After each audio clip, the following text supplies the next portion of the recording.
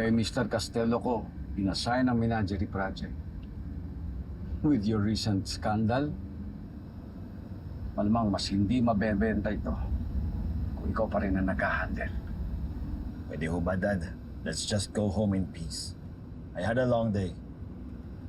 Hindi na ho ako sermonan. Can you blame me? Kahit umiwas tayo sa press, umiikot pa rin ang pangalan natin. Ang pangalan mo, Kayo na rin ho ang nagsabi sa akin. No comment at all cost. Paano ko i-clear yung pangalan ko? and how would you do that? Kung guilty ka naman talaga.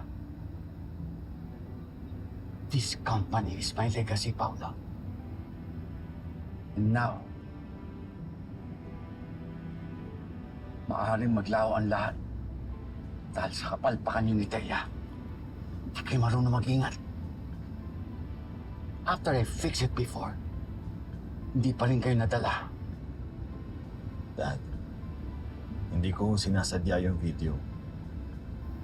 Hindi na lang ito tungkol sa affair niyo ngayon ni Thea.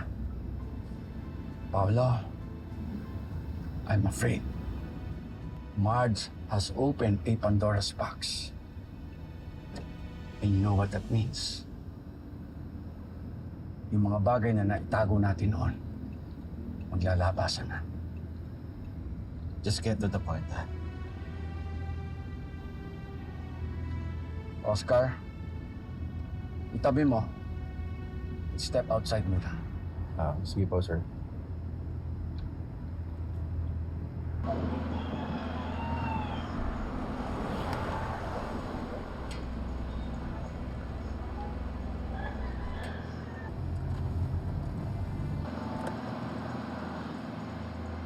Ano sa tingin mo ang mangyayari pag nalaman ni Marge na matagal ka na nagsisinungaling tungkol kay Ashley?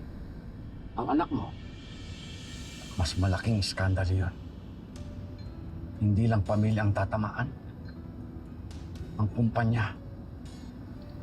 Ang legacy ko, Paolo.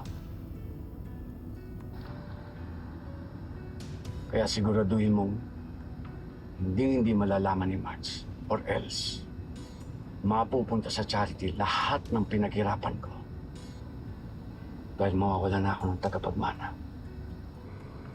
At si Ashley? Protektado siya. Habang tahimik ka.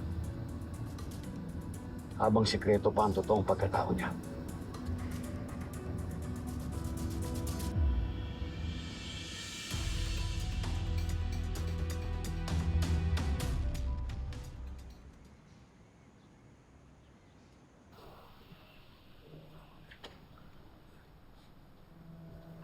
Love.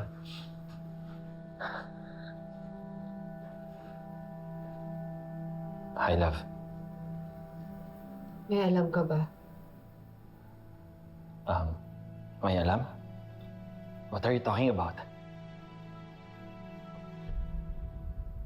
Plinano niyo ba yun ni Thea? Did you agree with her na ihulog niya yung kapatid ko? Or was it a spur at the moment dahil wala na kayong choice? Kundi patahimikin ang kapatid ko dahil nakita niya kayo. Wait, Marge. Marge, aksidente yung pagkakahulog ni Jobert. I didn't have anything to do with it. And as far as I know, wala rin si Thea. Sabi ni Jobert si Thea ang rason kung bakit siya napahamak. Sinadya na walang hiyang kabit mo! Marge, maniwala ka sa akin. Wala akong alam dyan. Nagsasabi ako sa'yo ng totoo. Paano ako magtitiwala sa'yo? Ilang beses ka na nagsisinungaling sa akin. Meron ka pa bang tinatago? Meron ka pa bang na hindi ko alam? Wala. Wala na akong tinatago sa'yo. Siguraduhin mo lang. Pero sa oras na malalaman ko na nagsisinungaling ka pa rin, tapos na tayo, Paolo. At tapos ka na rin sa anak mo.